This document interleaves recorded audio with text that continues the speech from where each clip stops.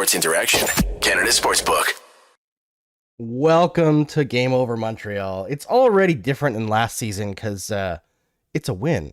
That's not something that we talked about very often last season at all. And frankly, we're not used to it here. It's not a usual thing.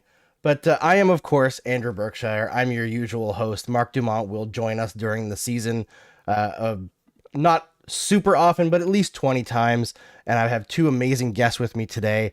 But first of all, I just got to talk about what we're going to talk about tonight. Obviously, the game. Canadiens beat the Leafs. That was unexpected after going 0-6-2 in the preseason. But pretty hilarious, let's not lie, that they managed to do that, especially with how bad the power play was. Cole Caufield, all over it as per usual. We're going to talk about the young decor and how impressive they were tonight. And then we're going to finish off because I can't have Mr. Jay Baruchel and Mr. Arune Singh on this podcast, this show, and not talk about PK Subban's retirement because we're all big PK Subban fans. The last segment of the show is going to be about PK Subban. So let's get this show on the road. I'm going to welcome in my amazing guests, Jay Baruchel and Arune Singh. How are you guys? Hello, how are you? Excellent. I'm happy. That's the best hockey game I've seen in a long time. Yeah, that was spectacular. Spectacular way to start. Yep, exactly. I was texting Jay a little bit before we started here, and I was saying this is the most that you could possibly ask for what this team is supposed to be. But I actually forgot I'm supposed to do an ad read, so I'm going to do that right now because you want to bet, you can do it at Sports Interaction, Canada's sportsbook. Football's back, baseball playoffs, and the hockey season is freshly underway. Bet pregame, live in play, or one of our many prop bets. Made for Canadians by Canadians, Sports Interaction makes it easy to deposit, play, and cash out. Join now and see all sports betting has to offer. Head to sportsinteraction.com/SDPN. That's sportsinteraction.com/SDPN. Ontario only, 19 plus. Please play responsibly. And if you have what may be a gambling addiction, there are resources in the description of this video. And if you're listening, in the description of this podcast to help you out of it. All right. So, Cole Caufield, on pace for 164 goals, clearly does it just to spite Austin Matthews, who scored 60 last year. He wants to score 100 more goals than Austin Matthews did. Can he do it? Absolutely. I made a bet in the summertime. Okay. So I chirp texted a guy that I know, and I said after the first Caufield goal, I said, Do you remember that Caufield wager I made this summer? He said, "Oh, of course, that he would score more than Austin Matthews." And I remember reading. I looked at the phone. I was like, "What the fuck? I don't remember. That seems a bit crazy." And then I remembered. I don't even remember what the actual bet was. I think I said he would be in the top 5. That he would actually be in Richard contention this year. And God damn, did he look good tonight? Yeah, an absolute I'd like weapon. to say to SDPN friend Dave from You Can Bet This, if you come up with a prop bet for Cole Caufield outscoring Austin Matthews, I will wire Andrew the money to put down on that. Oh my God. We'll call it the Baruchel prop, and we'll do it. I'll put money in on that. Fucking right. Yeah. So will I, actually. All right, Dave Bassel, I guess you better listen to this show and make that prop bet. I don't know if that's a wise bet because as much as they impressed me this game, I don't know how well the Canadiens are going to be able to get the puck up the ice over an 82-game schedule. But Cole Caufield, it just continues to be the most insanely impressive shooter we've seen in this uniform in my lifetime easily. I love Max Pacioretty as a player. I think he was an incredible shot, but Caufield is a sniper that we have not seen in a generation or more. Yeah, I think that's pretty fair. As a former season ticket holder, I got to see some pretty, well, not some, a few very, very, very talented guys wear that sweater. Kovalev, spring comes to mind. But as frustrating as he was, exciting, but yeah, Caufield, it seems like the puck wants to go there every single time he has it. It feels like we're in that, I don't know, elite, dare I say elite category. You guys may bristle at this comparison, but and I'll tell you why I'm making it. So my wife, Michelle, who Andrew knows, she looked up, she realized she knew none of the players on this team. She's been disconnected for a while. She knew Brendan Gallagher and Carey Price, and that's about it. And she saw Cole Caufield score a second goal. She's like, who is this guy? And the last time she ever said that was when I got her into the Habs and she watched Mike Camilleri shoot. And I know it's different. Mike Camilleri is not this. It's very different. But when Camilleri would drop to a knee and shoot, you just had to look. The best. Yeah. Super exciting. Super exciting. He had an iconic stretch there, right? Like between the 100th anniversary game, like, man, I still think of that moment when all those legends took the ice and the goosebumps. Like, I watch it once a year. And I've had so many people ask me over the summer, because I'm famously a lapsed Habs fan, right? And obviously I cover the Habs. I know a lot about the Habs still. I still have Habs fan history in my life. So, like, I've always got that. That's part of me. It's weird to think that this is, like, last year was the worst the team's been in my whole life, maybe in their history, but it's the most pull I've felt to become like a full-on Habs fan again, because you can see now that progress is being made and this new management in charge. You can see the blueprint of what they're trying to do. I think this is in some ways the best time to be a fan, because there's zero pressure, right? You're not trying to win anything right now. There's a ton of young guys who are exciting and have potential. You can see the first actual rebuild probably in Montreal Canadiens history. So there's like that level of undercurrent of excitement trickling around the fan base. I think we're in store for something truly special here if they don't like panic and start rushing things, which I don't think they will. It's a hard organization to hate top to bottom as of late. Really, spectacularly likable talent on the ice, and that office is filled with personalities that, like, you just kind of end up rooting for, and for the most part, anyway. I agree with you about, like, being in, something special being in store. And I for years I've kind of said, at the risk of sounding like a guy who says stuff like I've said this for years, how we are suffocated by the weight of our own history, and that I fully suspect that the only way to start even considering competing for another Stanley Cup would be to pretend that we have zero. To sort of be like the Vegas Golden Knights and to be able to play without the weight of expectation, because I think that that has, well, let's just be honest. What good has that done for us in a generation, So, I will say, I know it's a weird thing because there's a lot of downsides to it, and Saku Koivu remains my favorite Hab of all time.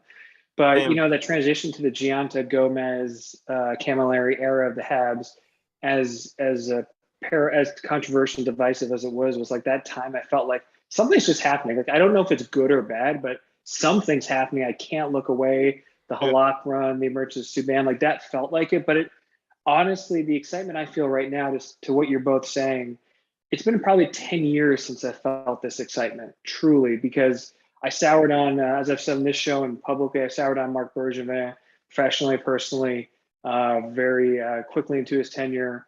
The Subban trade stuff was real tough for me.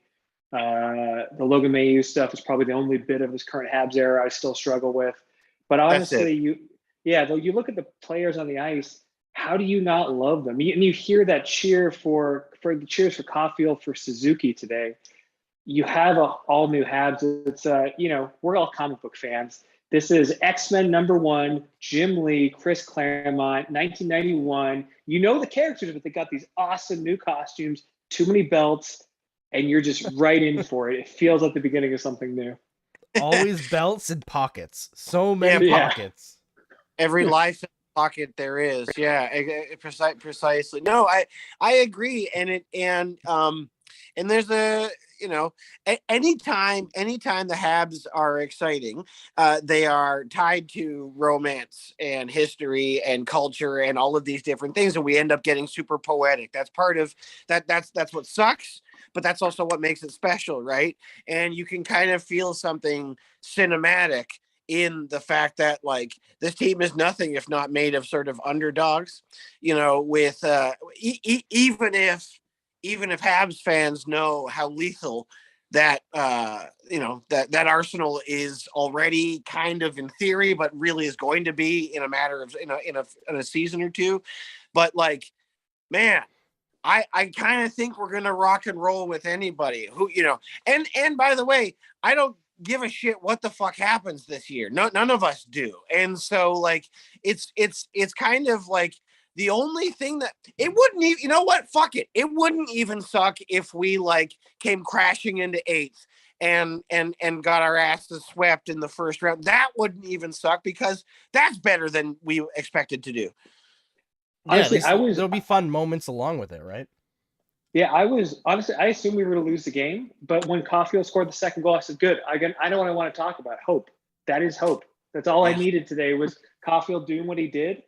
And then the surprises, Monahan, we're going to talk about more of the players on the team, youth and veteran, but that's all I needed. And honestly, if I go back, walk it back, seeing Carey Price walk out in that ovation, yes. I was good. This game was a win. This whole thing was a win for me because the way everybody treated Price, the way the fans have embraced him, the way the organization's been treating him.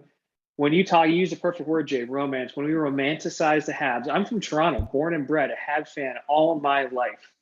And this is why I love the Habs. This is what they do. No one else does. There's nothing like, I was at the Centennial game. There is nothing like the Habs. When they're doing it right, there's nothing like it. It is the Rock in pro wrestling. It is John Cena. The minute you can't see me and the crowd erupts, it's everything. No, I think that's spot on. Yeah, man, it's like it's just nice to not be weighed down by worrying about comparing this to my dad's teams. That's been the hard as someone who's 40, that's been the hardest part, is that like they can't ever possibly compare to like the Habs of the 1970s. Now, by the way, I don't know that any team in the NHL could. I think that era is gone. We won't ever see teams like that again, that are that deep consistently in every possible way, because they aren't hindered by nonsense like the cap and a bunch of bullshit expansion teams that we don't fucking need. But yeah, I think that,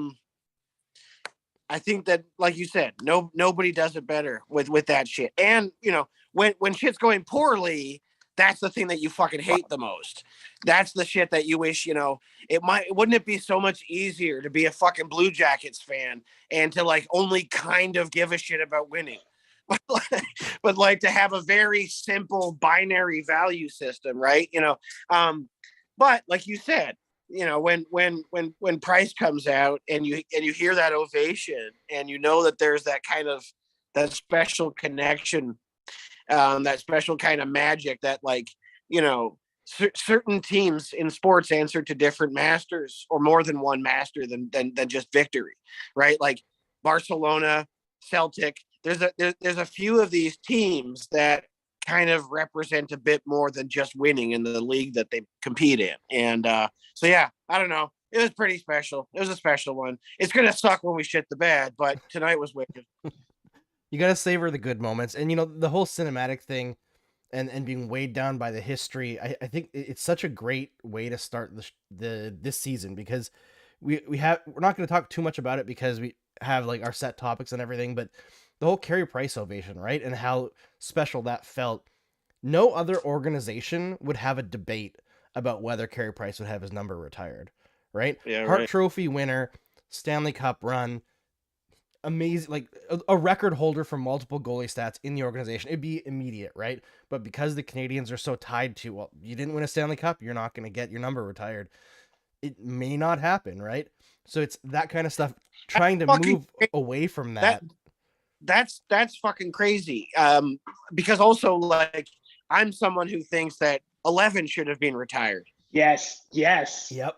And I adore I adore Brendan Gallagher, you know that, and I have done since his first preseason game when he did a little Camilleri one-timer. I don't think it went in, but I remember being like, look, remember watching that kid being like, oh fuck, this kid's gonna be special. He didn't play that season. He came the following year, but regardless, 11 should have been retired. It breaks my heart that man didn't finish in our city, didn't finish in our sweater. Regardless, the one kind of thing that could undo all that would be to put his sweater up there. But anyway, I don't think Price gets his number. I don't think Price gets his jersey up there. That's so fucked. Which is crazy. I think he can't do it. I waffled on it a little bit over the summer, but I do think he's going to be a Hall of Famer. How many Hart Trophy winners become a Hall of Famer? Absolutely. The only place where he hasn't dominated is the Habs. And he has, like, when I say dominated, I mean like gotten to the fucking pinnacle and taken silverware home with it, right? Like he has been a purebred. He's been a champion in every other situation. His numbers are wicked for us, but regardless, Olympics, Calder, World Juniors, all that shit, that's got to put him in there, no? 100%.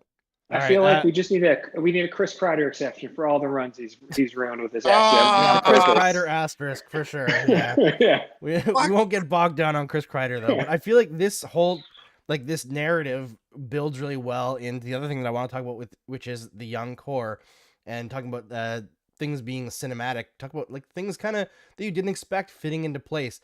But before I do that, something that I didn't do a good job of last season, I got to tell people, if you're enjoying the show, please subscribe. It helps us, like the video, subscribe here, subscribe on Spotify, iTunes, all that stuff.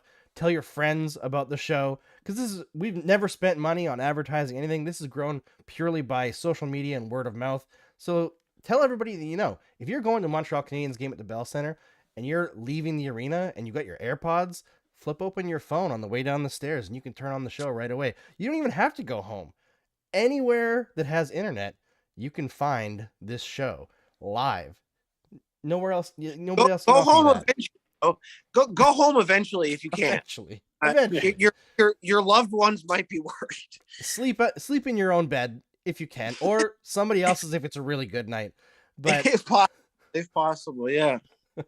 But post-coital, smash that like button, okay? That's what absolutely. So I wanted to talk about the young decor because I think coming into this season, you look at just the names and everyone's like, oh man, they're going to suck. They're going to be terrible because a lot of people don't know the names. And, Jordan Harris, we kind of knew a little bit from last season, but stepped it up. I thought he was great in preseason. I thought today was the best game he's ever played. I think he was phenomenal. He was very mean. He's not a huge guy, but he played big. Caden Gooley looks like a seasoned pro out there. And Arbor Xhekaj came out of nowhere. Like, talk about cinematic. A guy who was working at Costco 2 years ago makes the NHL. Like, this is incredible. And the guy... Yeah, they called him the best Costco bargain of all time on TV tonight. It's a good thing that Marc Bergevin brought his Costco card that day. God damn. Yeah, that kid. I just you want to watch a team, even, a kid's gonna fuck up and is gonna make mistakes, but let those mistakes be from giving too much of a shit, not giving enough of a shit, right? Not like there are mistakes born of poor awareness and kind of, having your head in the clouds or phoning it in on certain shifts or whatever. I have all the time in the world for someone who fucks up because their heart was in it too much,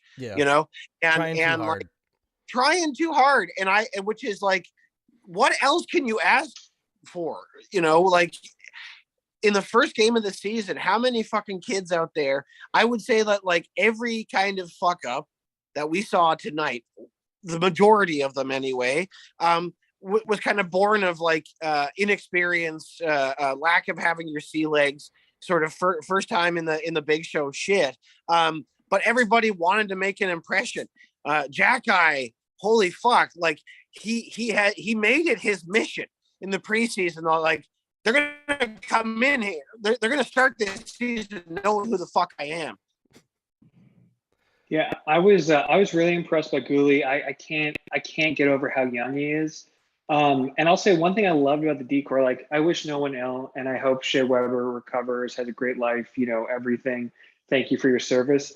I actually think removing that last vestige of the old era has allowed me to just embrace this new core, and for them also probably to flourish in a way you can't when you had some of the legacy players there. It does feel like a fresh start. And what I felt like with everybody is that there was an attempt to distinguish themselves, but distinguish the team most of all.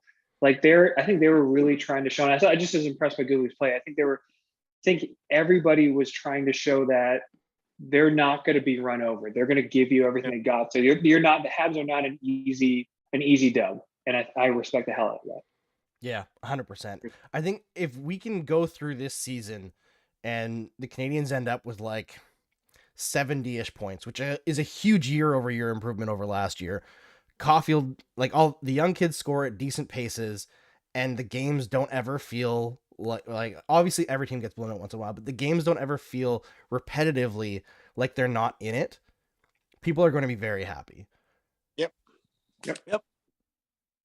Yeah, I saw a few people talking about how, like, will the Canadiens fan base be patient enough for a rebuild? And, like, yes, absolutely. We as wanted long it as for we a keep long on time. having this kind of transparency and we see the plan, I think Canadiens fans are going to be very happy. Well, it's just like they're having fun. They play fun hockey.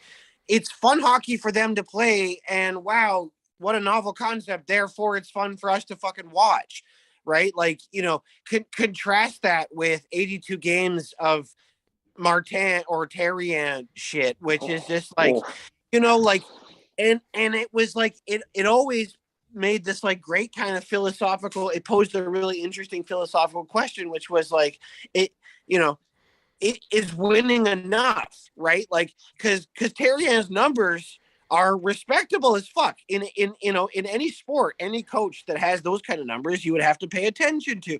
However, to watch it in practice was like watching paint dry, and so I like I think that even when we shit the bed this year, they're gonna have fun. It's gonna be exciting. It's gonna be with intention, deliberate intention, ambition. It's gonna, it's good. They're gonna play like the color red, as hokey as that sounds.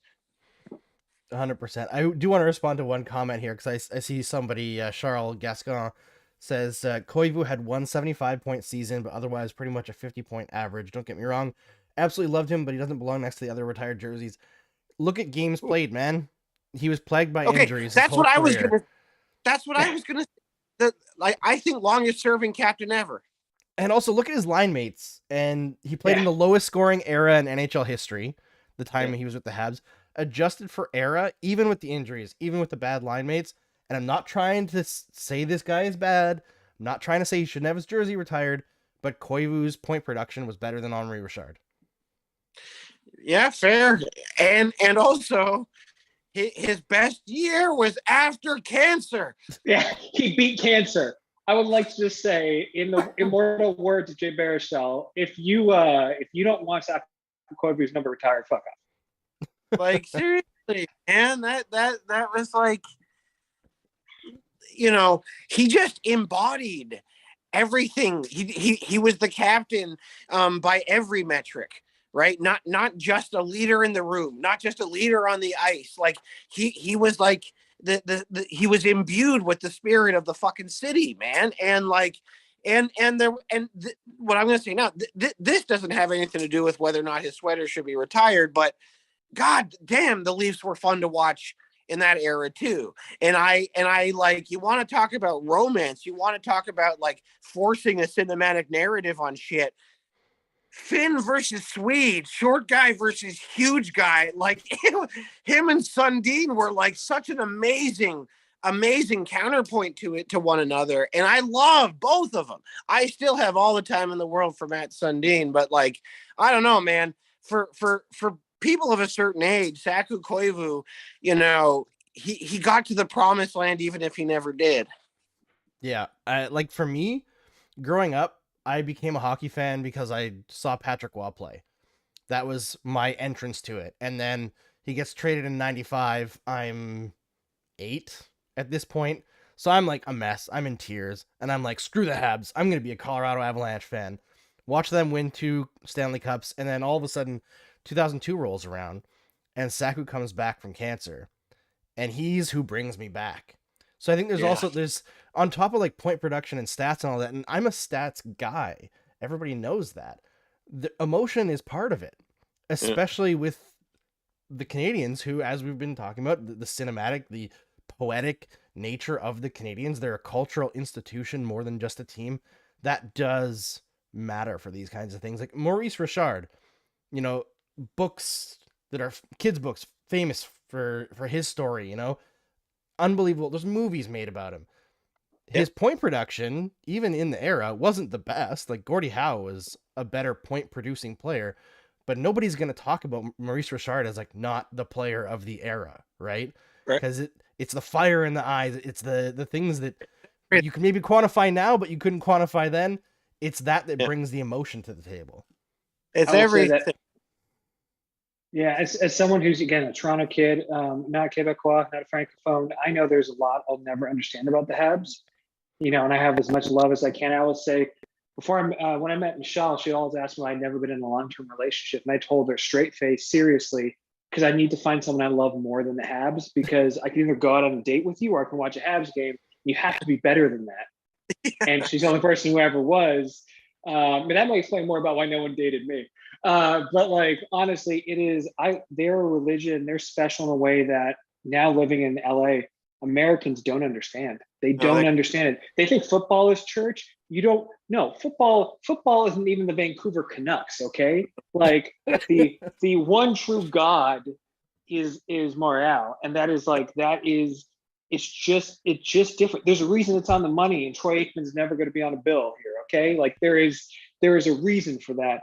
And I think what we are seeing now truly today, Phil, I know we're going to talk about that. We're going to talk about an incredible first line.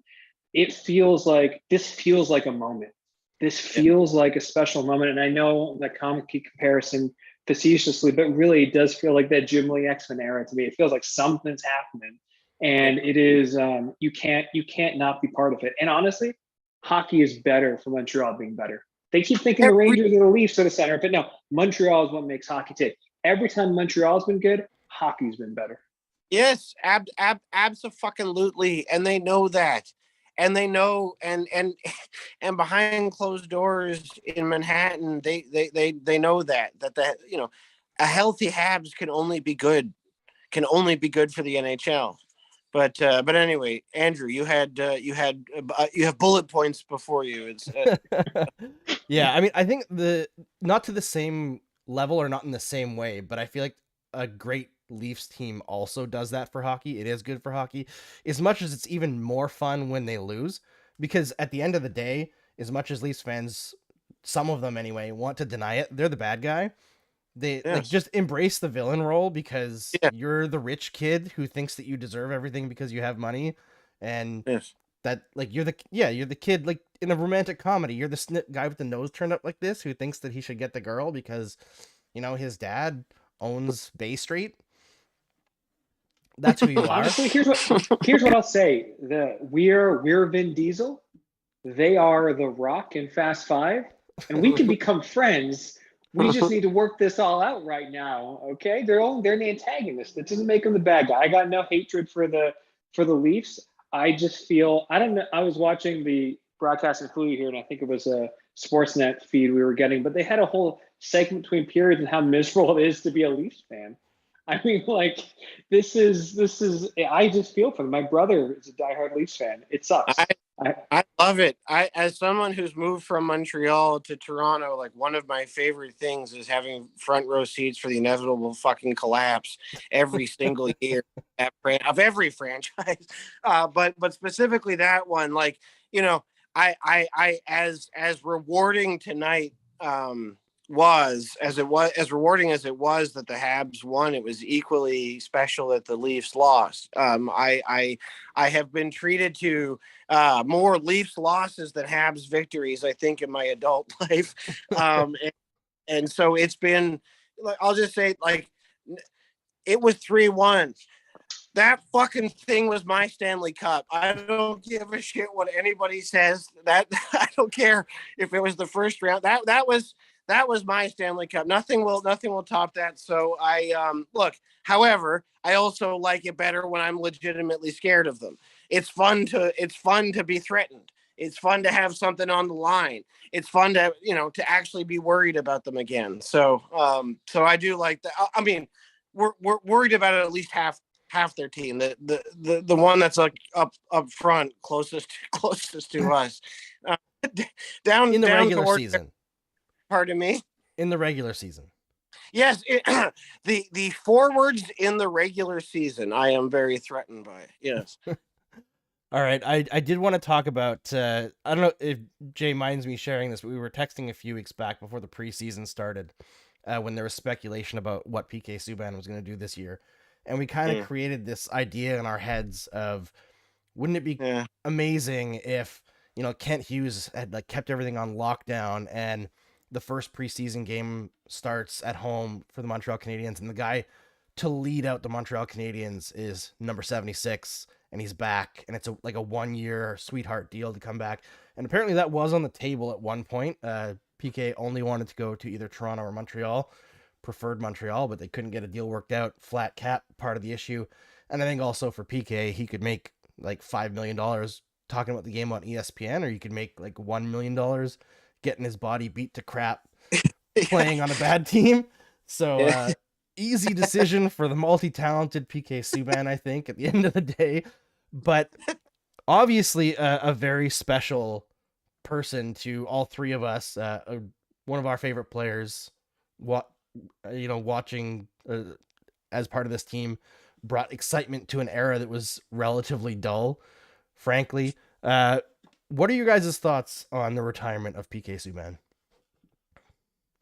Arune, go ahead. I'll go and say I hate that his last Habs moment was being stretchered out. Yeah. And I've talked about this before.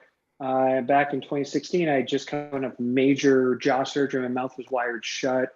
It was something called MMA surgery. Look it up. It sucks. And I remember, Andrew, you and I texted a lot about this, and I was in the gym when the trade was announced. And let me tell you, trying to cry while your mouth is wired shut is a surprisingly painful thing because you want to open it. And I was crying at the gym, and it hurt, and all the dog whistling stuff hurt before and all that. Anyway, we've talked about it. I wish he could have retired to have just a one-day thing. Yep. I'll say as a mea culpa, but also just the catharsis for all us fans. Just the one moment say, hey, you're one of us, you're still with us. I don't think in the Bergevin era we would have even got the social media shout outs. So awesome. I'm really glad about that. You can see back here, I got the jersey. It's the only jersey I've got up on the wall. And I got a signed Saku Koivu stick on the other. And it is, it would have been awesome to have him for one day, but I do believe that PK's legacy in hockey, if he does what I think he'll do, maybe even greater for what he does after playing the game as an ambassador. He's taken a different approach than the Akeem Aliu and other players have to hockey and diversity, and I respect that he has his own way he wants to approach this, but I feel like PK's been discovering his voice in all these matters a little bit more, flexing his voice a little bit more. I'm really interested to see what he does, not just as a black man, because I don't want to reduce him to just having to represent that, but as someone bringing personality to hockey in a way that we don't often see. So I think he's going to do a lot for that sport after that, but would have loved him to retire a Hab. Yeah. I same. I think no matter what, forever, it is going to be his career will be for me, no matter what, tinged with melancholy, just because. Yeah. There's like the final notes are sour. I like, I'll put it this way. I think that like in 20 years time, whenever they do like a little kind of retrospective on him on TSN or Sportsnet or whatever, like they're going to only show highlights from his time in Montreal, that's what'll be on that reel. Like if you look him up on YouTube, that's what'll come up. Right. And so without sounding too hokey, it's like, I kind of remember him in that time. And this is exclusively as the player, not as the person, not as the guy that I actually like know and get along with, and have now known for over a decade and have had enjoyed to see his butt too. Yeah, don't look. I no. Listen, For those who hadn't seen it, it was for a show. Yeah, I was in the shower with Brendan Gallagher too. No, look. He was like dynamism manifest. He was just like the most entertaining player, especially those first few years. He was the most exciting player to watch in the league for better or worse, and he had wheels like nobody else. His skating was just like on another level. And so like, I get it. He was larger than life, and maybe that's not always what every locker room wants or needs. But I'll just say this, that like, I think his contributions to hockey are that, he was a character and brought an energy and a life to it that like outside of, Putin's stooge, Alexander Ovechkin, it's been a pretty sort of humble, quiet, good old boy kind of like just keep your head up shit, like, so to have a guy that dressed the way he did and talked the way he did, and, at the draft with Gainey says, I'm here to bring the Stanley Cup back to Montreal. Like the kid that says that at the fucking draft in the second round, right? Like in the second round. And so like, all of that stuff is wicked. The sort of cultural trailblazing is wicked, especially in light of, like you said, the sort of sickening coded language that he had to suffer for the entirety of his career, of like needing to earn his place and know his place and all this fucking shit that nobody ever said about a Caucasian player ever. But I think, honest to God, the thing that will trump all of that for me, the thing that I think is his greatest contribution to hockey, is the like elevation of the fucking skill level. I think he advanced the form, right? Like every great artist not only like creates, they they nudge the art form forward to the next generation. And I think that hockey changed once PK was in it. Yeah. I think go ahead. I said last year that PK Subban walked so that Cale Makar could run. Right. And it's not that there weren't crazy offensive defensemen before him and like Erik Karlsson, but I think those guys directly influence this next generation of defensemen who take extreme risks and then get back in time to not be a defensive liability in ways that like we haven't even found out yet. Like Cale Makar is already on track to be one of the best defensemen in NHL history, and he's been in the league for 3 years. Yeah, right. He has 20. I mean, he's in the middle of a game right now, so he has 27 games left to get 22 points to be the fastest defenseman ever to hit 200 points in their career. Like, that's insane. It doesn't make any sense. But I think that's the legacy on the ice that we'll see from guys like Subban and Karlsson. And off the ice, I feel like the legacy it's going to be stupendous. I can't wait to read the book when it comes out, because I want to know what some of the things that have happened behind the scenes that I've heard about, but can't confirm to a point where I'd be comfortable speaking about them publicly. I'd say when I think about Subban, there's two things. One, I'm thinking wrestling now. His greatest promo was still when he talked about going back to Boston and taking all the happiness away from them. That is WWE heel level ish, and I am down for that. And you believed him. Like, it was the nicest Canadian meme thing that's ever been said. Amen. And the second thing is, I actually think because of certain biases in commentary and media, I don't think we appreciate how good a player he was. We forget this guy shut down Sidney Crosby. At Crosby's prime, he shut him down. Like, this dude, you put your best player against him, they're done.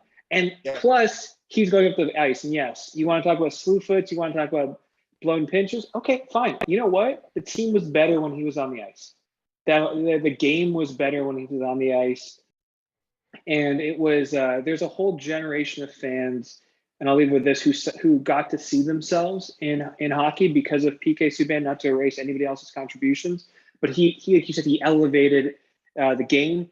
The confidence he walked with, and the way he presented himself was so different. And it's amazing to me that now we have a Japanese Canadian captain of the Montreal Canadiens, and it's amazing. And like, we don't even need to talk about it because it's Nick Suzuki. It's just what it is. And Yep. I think there's a lot in terms of diversity, equity, and inclusivity with the Habs as well. That PK, he had to take the hits, right? Like you guys said, he had to watch so others could run. He had to take those hits so other people could see the way to work that system. And I will always be proud to be a PK Subban fan for sure. Oh, same here. Always. And like, he also like so many great kind of classic athletes find themselves connected to clutch moments.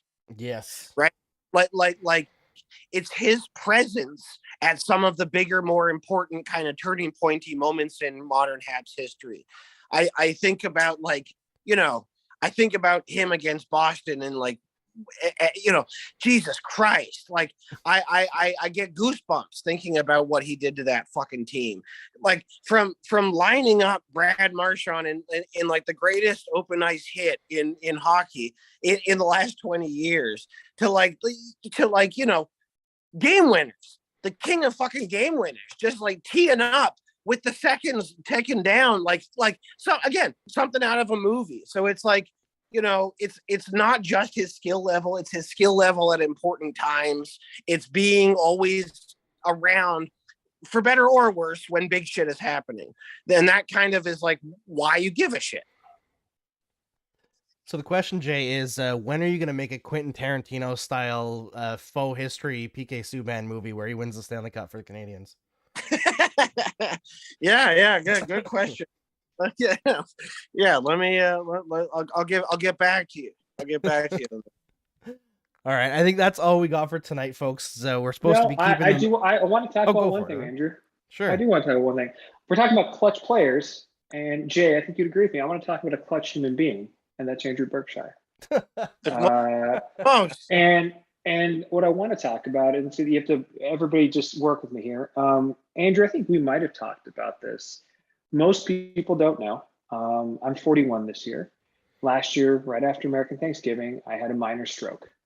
Oh my God. And I am very surprised and happy to still be around because it put me in much higher risk for stroke. And with my health history, as many people on social follow me know, I have a really, really complicated health history, and I'm more at risk of the stroke.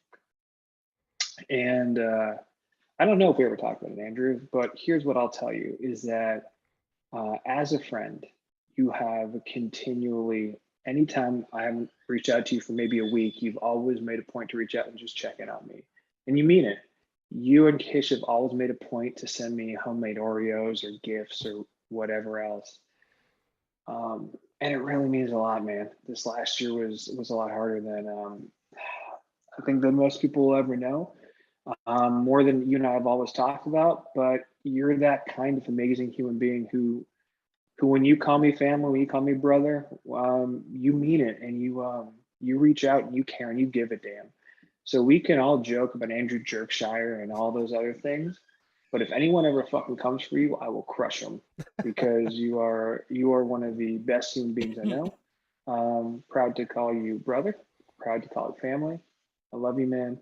And thank you for all you do for people in the hockey community and just in your life. I don't think people realize what a good human being you are. I hate you for making me almost cry, man. But I love you too. You are you're definitely my brother, and there's a reason why my boys call you Uncle Arune. So can't wait to see you the next time. I know that it was tough traveling in the Trump years, but we'll make it happen soon. Thanks for coming on. And in case anybody wants to know, before I end it, I will say I am also an idiot. So a couple of people were talking about my haircut earlier, and I'm going to ruin this very sappy moment by proving how much of an idiot I am. We took out a bin of Halloween costumes for the kids because, almost Halloween, let them play with costumes and stuff. And a few years ago, probably like 15 years ago, Kiss dressed as Indiana Jones and she got like a whip. And the kids were like, "What is this? What is this?" And I was like, "Oh, I'll show you what it is." And I was like, "Stand back. I'll go outside and I'll crack the whip." And I just got my hair cut, so it was just like straight up just skin on the back. And it came back and it cracked right on the back of my head. Oh my God. A huge welt. Oh my God. What? That's fucking horrible. Yeah, it didn't feel nice. It didn't feel nice. But well, before we go, I would like to also add my journey with Andrew it isn't as informed by kind of sort of heavy life shit like yours is, and that's an incredible thing. All I can speak to is that like we've gotten on like a house on fire for like, I don't know, 10 years or something now. And yeah, he's one of the nicest people out there, and him and his missus have been very kind to me and have had me over for supper a bunch of times. And, I try to make sure that, I always, least I can do is get you tickets to some fucking crummy movies every once in a while. Years. But yeah, he's a lovely man. Berkshire, don't believe the hype. And yeah, he's a solid human being. I swear I didn't pay them to say this, guys.